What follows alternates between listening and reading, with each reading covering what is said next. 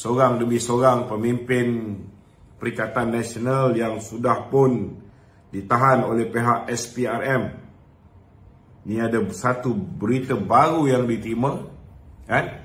Selepas petang tadi Datuk Hajiji, Ketua Menteri Sabah, mengumumkan akan melakukan kabinet reshuffle, dan beliau mengatakan bahawa timbalan Ketua Menteri iaitu Datuk Seri Boh Mokhtar bakal digugurkan.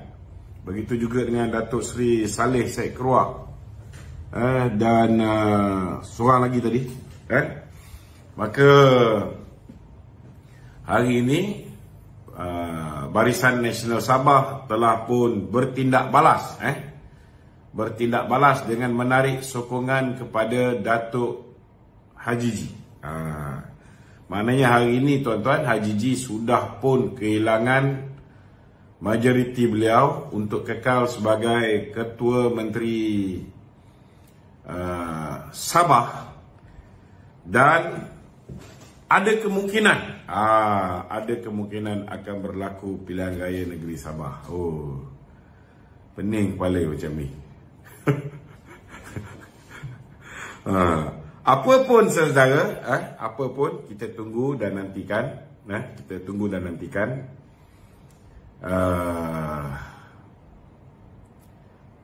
apa yang bakal berlaku di Sabah ni. Kita harap ada cara untuk mengelakkan pilihan raya negeri, kerana kalau kita kira dari segi jumlah kerusi yang dimiliki oleh kepimpinan Barisan Nasional di Sabah, kalau dicampur dengan warisan, kita masih lagi boleh membentuk kerajaan.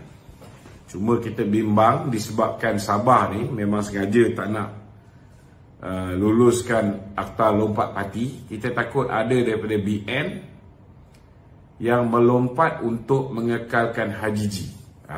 Yang ini saudara, mungkin akan menyebabkan berlaku huru-hara lah di Sabah, dan kita harap ada jalan penyelesaian. Dulu lagi kita dah cakap sepatutnya di Sabah ni BN go solo, kan? Tetapi nampak gayanya kalau selepas ini kita bersama dengan Pakatan Harapan pun kita tak boleh go solo. Maknanya kita kena bersama dengan kawan-kawan Pakatan Harapan, termasuklah warisan di Sabah.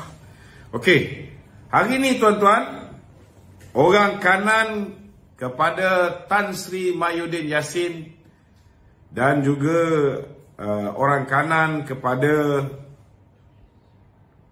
anak dia, anak kepada Tan Sri Mahyudin Yassin, saudara, boleh nampak kan? Saudara Adam Razlan telah pun ditahan oleh pihak SPRM, telah dibawa ke mahkamah untuk mendapat perintah reman, dan beliau adalah merupakan MD kepada Maju Asset, Maju Asset. Beliau juga adalah merupakan ahli majlis Yayasan Tan Sri Muhyiddin Charity Golf. Dia merupakan ahli majlis Yayasan Tan Sri Muhyiddin Charity Golf, dan beliau juga adalah merupakan timbalan Ketua Bersatu Bahagian Segambut. Beliau ditahan hari ini oleh pihak SPRM kerana dipercayai saudara beliau adalah merupakan orang yang mendalangi untuk syarikat-syarikat yang mendapat direct nego project, syarikat-syarikat yang mendapat direct nego project ini untuk berurusan dengan Tan Sri Muhyiddin Yassin.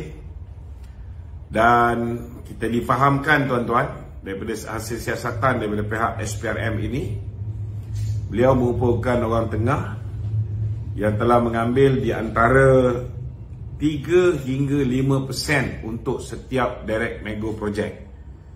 Ini dipercayai daripada 92.5 bilion ringgit yang dibelanjakan oleh Tan Sri Muhyiddin ketika beliau mengisytiharkan darurat, Dan daripada jumlah ini, projek-projek bernilai di antara 50 juta hingga 500 juta, tuan-tuan. Cuba tuan-tuan bayangkan, kalau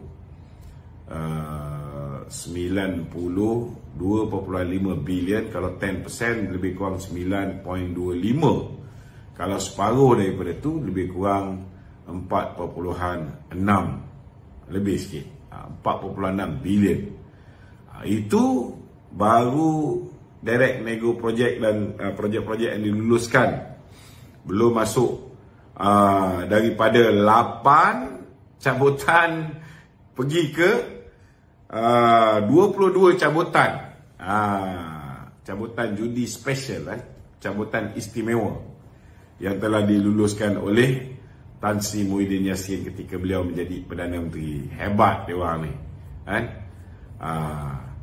tak cukup dengan itu. Ada lagi satu, tuan-tuan. Ada lagi satu, saudara.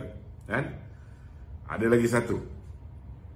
Tapi kesianlah kepada kontraktor-kontraktor ni, kerana hampir 90% projek yang diberikan secara runding terus itu, banyak yang masih belum dilaksanakan kerana pengeluaran surat setuju terima tu belum keluar. Tapi persen dah bagi. Mampus, tuan-tuan. Inilah akibat dia, saudara. Patutlah dia ada duit banyak sangat, tuan-tuan. Ini baru satu orang ditangkap ni, tuan-tuan. Kemudian, saudara, ada 2 orang datuk lagi. Ada lagi, belum habis lagi cerita ni. Ada 2 orang datuk, tuan-tuan. Okey, ini satu cerita lain. Tidak ada kaitan dengan kes yang tadi. Ini berkaitan dengan pengambil alihan saham Menara KL. 2 orang datuk, satu berusia 49 tahun, satu lagi berusia 50 lebih tahun, tuan-tuan. Telah pun ditahan oleh pihak SPRM. Satu 49, satu 59. Ditahan lewat petang tadi di Ibu Pejabat SPRM. Salah seorang daripada suspek ialah pengarah urusan syarikat yang dikatakan mengambil alih saham syarikat Menara Kuala Lumpur. Seorang lagi suspek pula adalah ahli perniagaan berjawatan pengarah syarikat yang bertindak sebagai orang tengah dalam urusan pengambil alihan syarikat tersebut bagi pihak orang atasan. Siapa orang atasan ni? Itu hari bukan main lagi, berkobar-kobar, menafi. Kita tengok lepas semua ni dikeluarkan, tuan-tuan, dia boleh nafikan tak?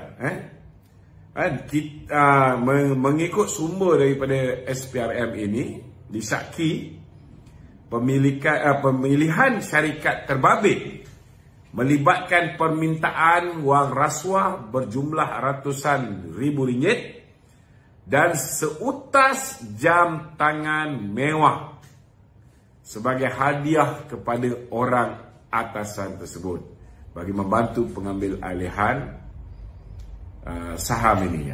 Jadi, tuan-tuan, SPRM dilaporkan telah menjalankan siasatan berhubung isu penjualan saham dan pengambilan konsesi ni. Jadi, tuan-tuan dah boleh pantau lah siapa yang pakai jam mahal-mahal ni, saudara. Rupa-rupanya nak bantu pengambil alihan ni pun ada orang sogok dengan jam tangan berharga ratusan ribu. Tak termasuk lagi duit tunai berharga ratusan ribu. Sikit hari lagi, saudara, banyak pendedahan yang sensasi. Ini baru sikit, tuan-tuan. Jangan mereka ni ingat mereka saja boleh merancang di London.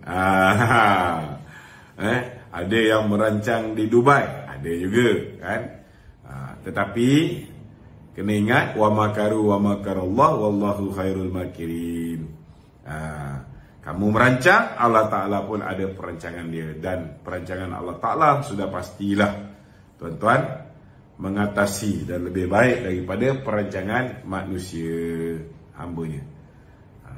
RPK kata 600 bilion tu ada lagi RPK ni. Dia fitnah tu. Ada. RPK dia ambil kenyataan yang dikeluarkan oleh Tengku Zafrul mengatakan bahawa tidak ada salah urus. Saya nak beritahu Tengku Zafrul ni Menteri MITI saja. Dia bukan Ketua Pengarah ataupun Ketua Pesuruhjaya SPRM. Jadi dia buatlah kerja dia di MITI. Jangan bazir masa buat kerja SPRM. Kau siapa nak pandai-pandai nak jadi gantikan Tan Sri Azam Baki. So tak payahlah mengeluarkan sebarang kenyataan yang bukan di bawah portfolio dia. Kita pun tahu ketika projek-projek 600 bilion ini, ketika projek-projek ini maknanya daripada 600 bilion tu SPRM mendedahkan bahawa 92.5 bilion ni melibatkan perbelanjaan yang dibuat oleh kerajaan. Ketika itu Tengku Zafrul merupakan Menteri Kewangan. Sepatutnya dia diamlah sebab belum tentu siasatan ini tidak melibatkan dia. Sebabnya dia ialah Menteri Kewangan. Kita tak peduli lah UMNO ke tak UMNO, tuan-tuan. Tak betul, kita harap SPRM akan ambil tindakan. Tapi dia jangan ambil kerja SPRM yang mengatakan dia pula mengesahkan bahawa tidak berlaku penyelewengan di zaman Muhyiddin Yassin. Macamlah dia ni Ketua Pengarah SPRM. Siasatan dibuat oleh SPRM. Kalau tidak ada bukti-bukti kukuh selepas pihak SPRM mengambil keterangan daripada mereka yang terlibat dengan projek-projek yang dikeluarkan oleh Kementerian Kewangan yang diluluskan oleh Perdana Menteri Muhyiddin Yassin. Kalau tidak ada sebarang kes, takkanlah ada penahanan. Bila ada penahanan ini maknanya bila dah diambil keterangan, contohnya Tan Sri Anwar Musa dah bagi keterangan, orang ni dah bagi keterangan, orang tu dah bagi keterangan, maka dah nampak dah siapa yang terlibat menjadi orang tengah yang menghubungkan antara Muhyiddin dengan kontraktor-kontraktor. Siapa yang tukang pergi collect. Maka orang ni lah yang dikutip dulu. Biasa je. Saya bagi perumpamaan. Orang ni lah dikutip dulu. Katalah reman ni 3-4 hari ke 7 hari ke, saudara, selepas selesai reman, maka banyak benda yang terkeluar. Bila duduk bawah tanah. Bila dah duduk sel bawah tanah, tuan-tuan, di lokal SPRM ni, saudara, kalau sebelum tu menafikan, akhirnya semuanya akan terpancur keluar. Kita ambil contoh Hakim Nazlan. Bila ditanya oleh pihak SPRM tanya je, kau terlibat tak terlibat dalam penubuhan SRC? Sebab dalam dia punya judgement ke atas Datuk Seri Najib, dia kata Datuk Najib bersalah bila mana Datuk Seri Najib dia punya niat menubuhkan SRC ni pun dah nampak niat dia jahat, niat dia salah. Rupa-rupanya tuan-tuan, Badigo Sohon ini dia yang cadangkan penubuhan SRC. Dia terlibat. Dia terlibat sebagai Head of Corporate and Legal Affairs Maybank, the General Counsel Maybank, Company Secretary Maybank. Bila pihak SPRM tanya, dia kata dia tak terlibat. Kali kedua tanya, terlibat ke tak terlibat ni, Datuk?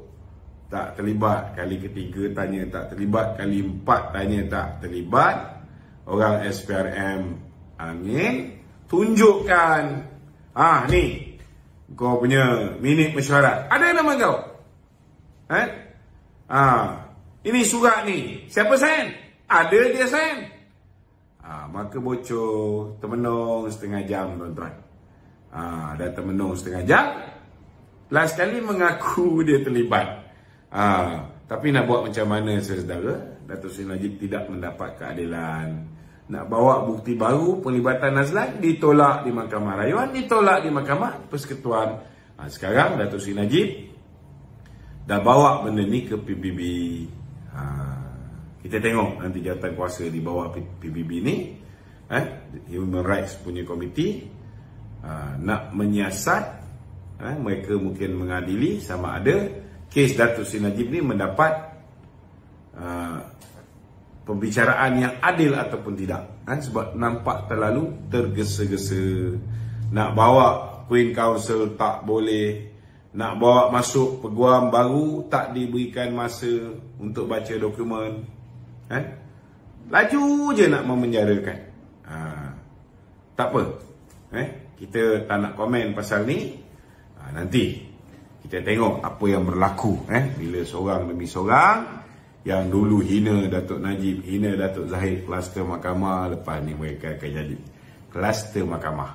Jadi kalau nak dengar lagi lah temberang daripada Raja Petra yang memetik kenyataan Tengku Zafrul, takkanlah Tengku Zafrul nak mengaku, tuan-tuan, ada penyelewengan.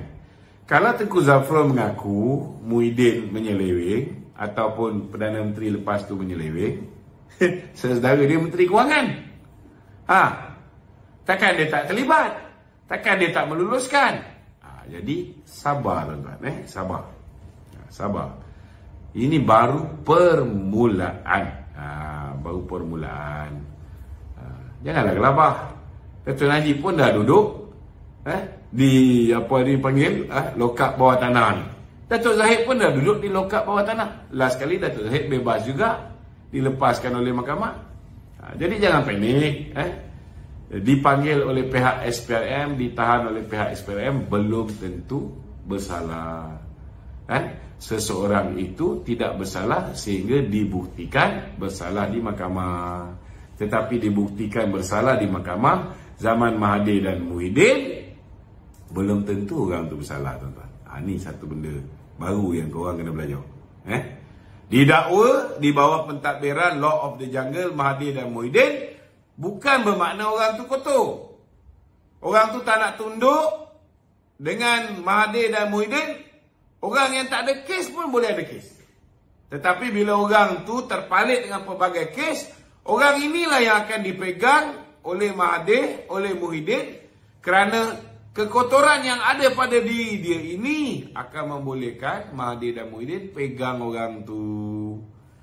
Itu yang walaupun dia berada dalam UMNO, dia membantu Mahathir untuk bawa orang kita lompat parti pergi ke Bersatu. 16 ahli parlimen lompat. Lepas tu dia pengaruh Sabah untuk lompat. Ni Haji Ji dan segala-galanya ni semua ni sebahagian daripada geng yang dihasut oleh Hishamuddin untuk lompat parti. Semalam saya dah submit laporan kepada Jawatan Kuasa Disiplin Parti. Saya harap kali ini Hishamuddin tidak lagi dilindungi. Itu penting. Hanyalah kerana dia ni cucu kepada pengasas UMNO, dia jadi kebal. Bukan bapa dia punya parti. Kita harap berlakulah adil. Macam saya dulu, bila saya tak setuju kerjasama dengan Mahathir, boleh pula pecat saya, tak bawa pun ke Jawatan Kuasa Disiplin Parti. Okey.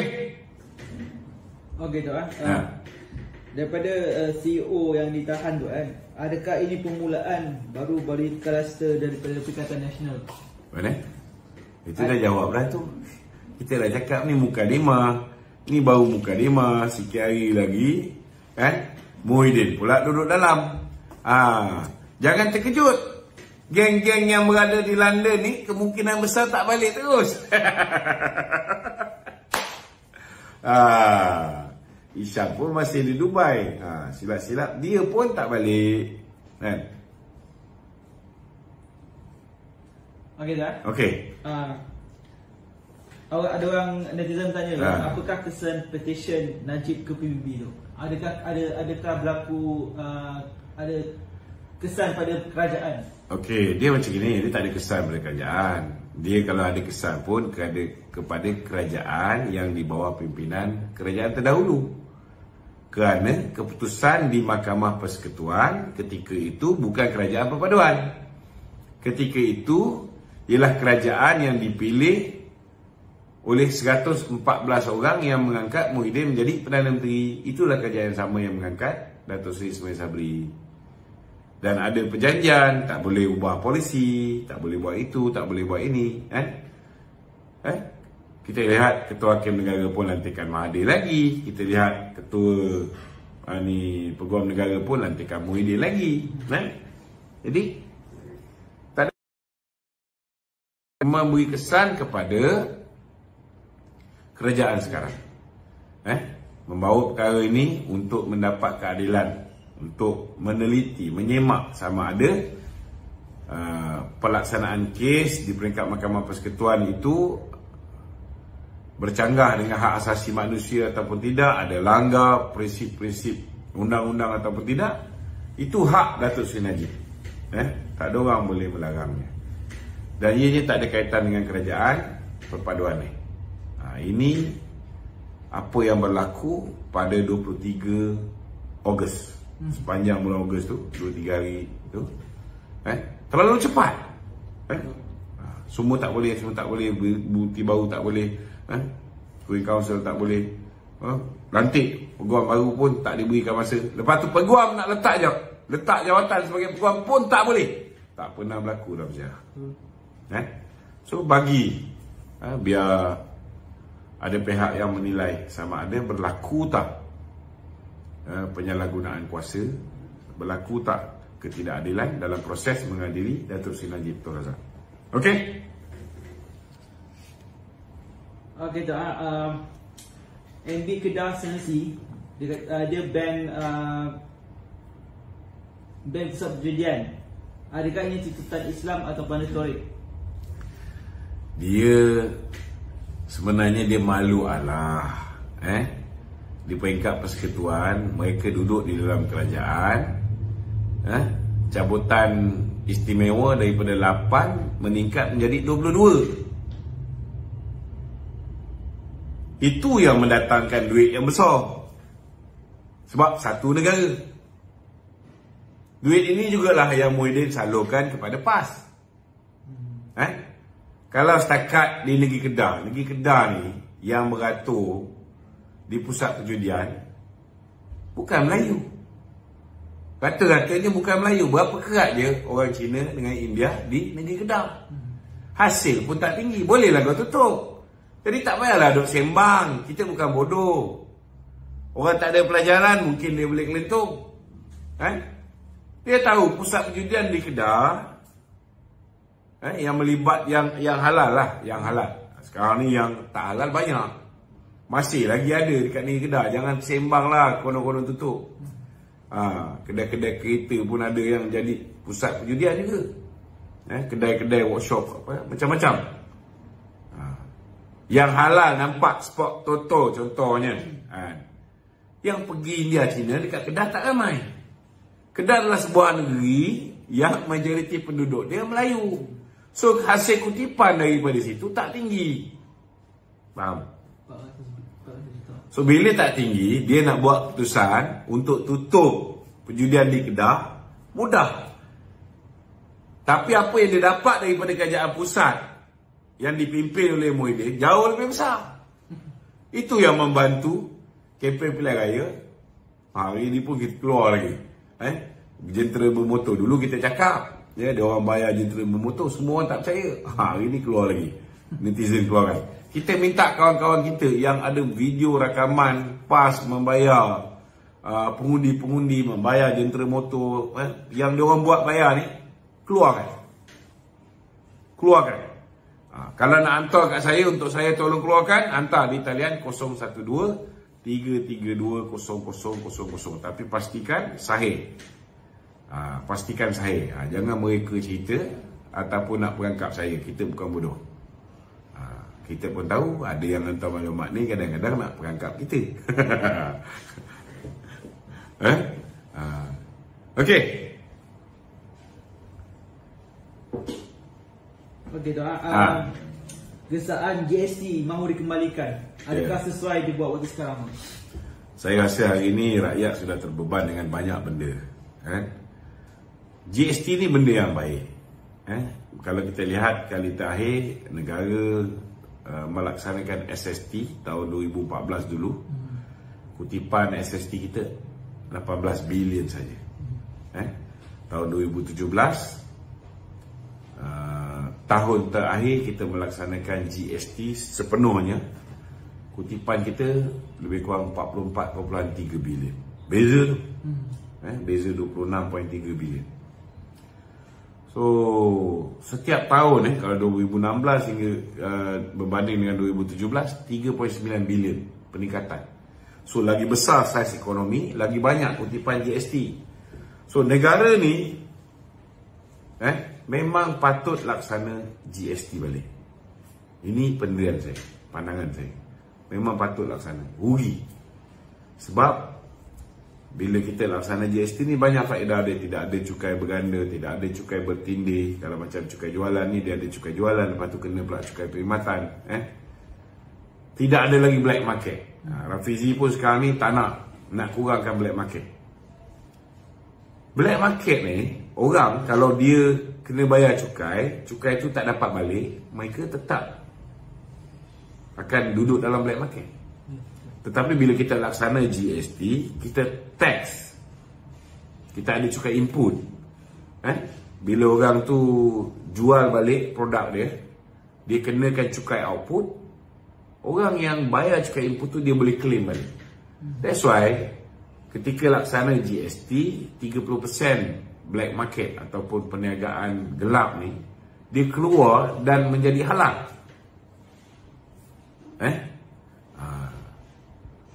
So cuma kena sesuaikan dengan masa.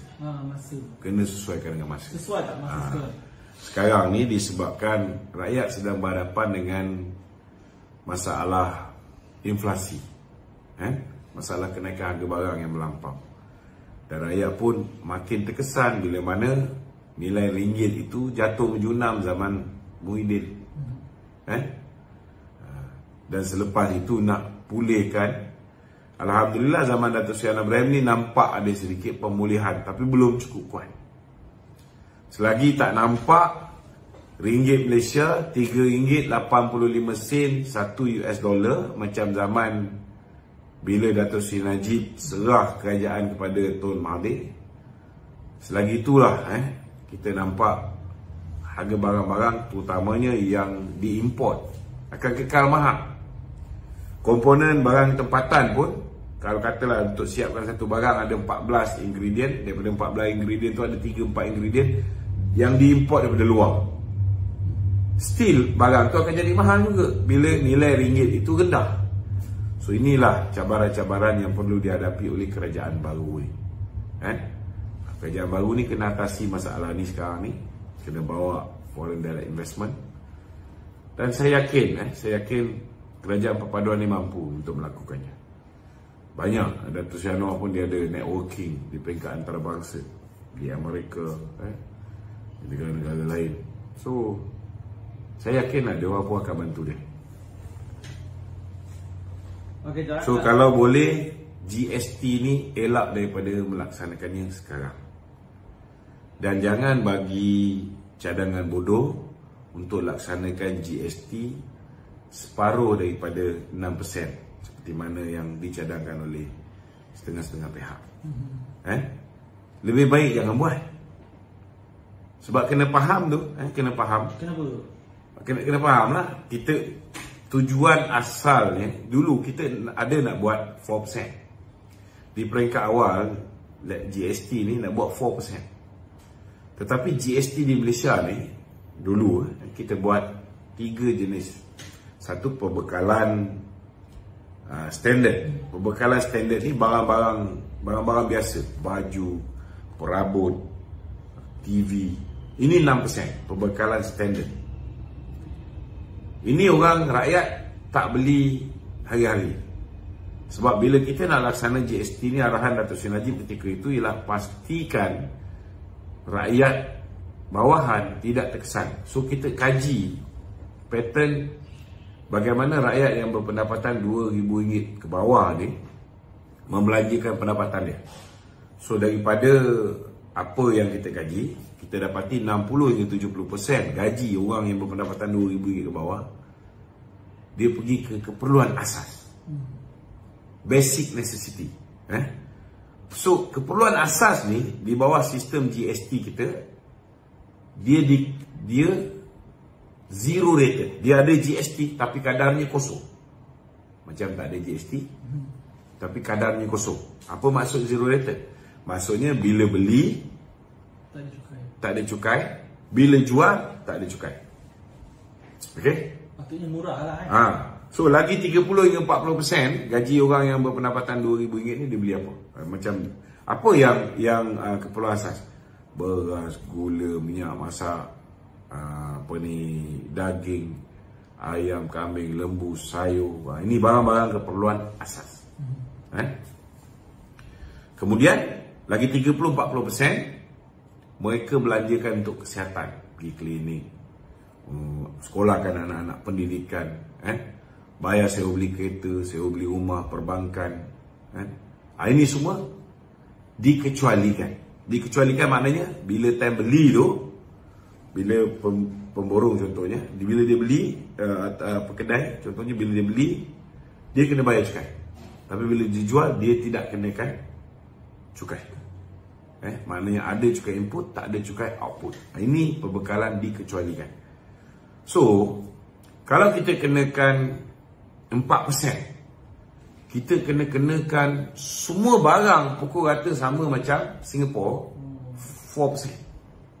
Semua kena 4%. Jadi matilah rakyat yang berpendapatan rendah ni. Dia orang akan terkesan.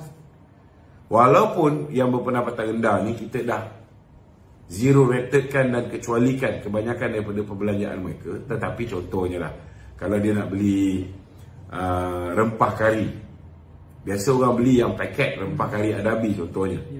Bila benda tu sudah ada value added, maknanya sudah dibungkus, dia ada GST. Kalau kau beli yang cedok punya ni, dia tak ada GST. Ni kena faham. Ramai orang tak faham benda ni. Itu sebabnya bila kita laksanakan GST ni, kita ada bagi tambahan BRIM RM300 untuk cover untuk golongan B40 ni. Cover untuk mereka ni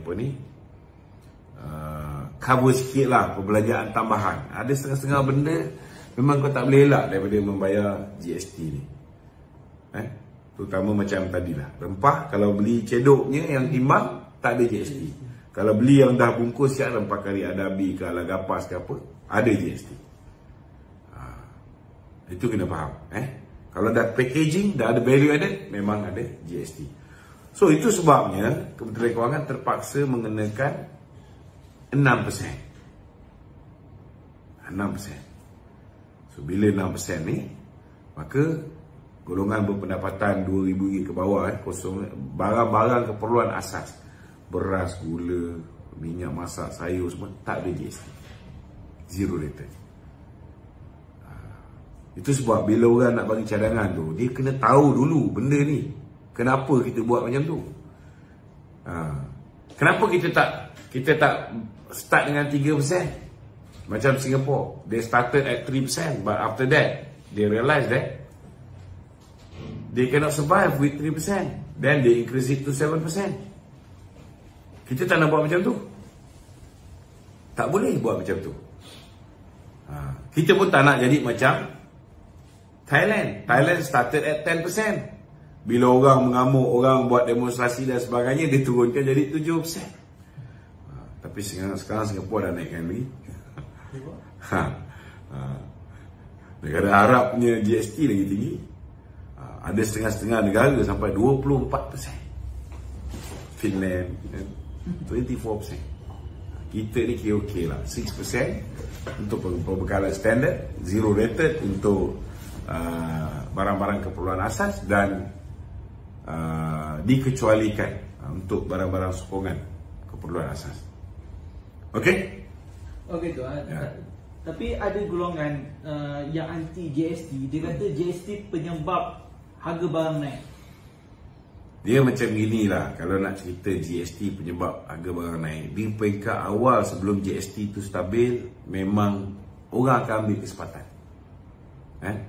Dan kena faham, ada setengah-setengah barang sebelum tu tidak ada cukai jualan. Kenapa kita letak 6% dulu? Sebab tak macam Singapore. Singapore before that dia tidak ada cukai jualan. Malaysia ni daripada tahun 1972 dah ada cukai jualan. Kemudian tambah pula cukai perkhidmatan. Cukai jualan ada yang 5%, ada yang 10%. Cukai perkhidmatan 6%. So, bila kita buang cukai jualan, 10%, 5% campur dengan cukai perkhidmatan 6%, kita rasa 6% untuk GST tu cantik lah. Cantik. Tapi buat masa ni dalam keadaan kita kena atasi masalah ekonomi, masalah inflasi dan sebagainya, hold dulu kalau boleh. Hold dulu. Memang negara memerlukan pendapatan. Tetapi hold dulu. Sampai bila tu? Kita tengoklah. Pastikan keadaan rakyat ni tak sengsara.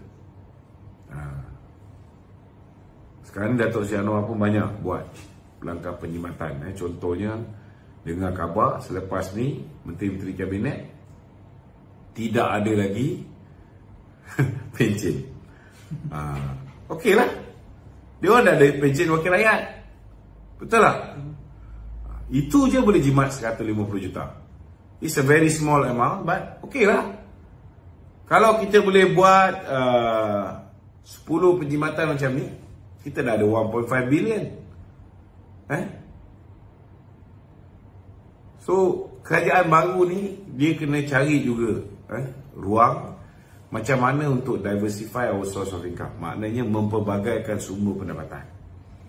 Mungkin rancakkan lagi sektor pelancongan contohnya. Mungkin boleh fikirkan sektor-sektor inovasi. Ramai orang tak explore lagi benda ni. Banyak kita ada banyak saintis-saintis kita ada banyak pakar-pakar kita yang very innovative, yang boleh buat macam-macam invention baru.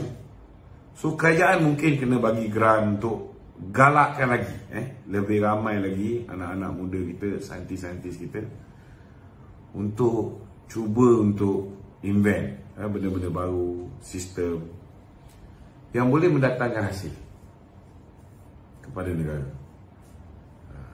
Bila kita punya rakyat prosper, mereka akan bayar cukai. Bila mereka bayar cukai, ianya akan meningkatkan pertumbuhan ekonomi kita dan dalam masa yang sama meningkatkan pendapatan negara.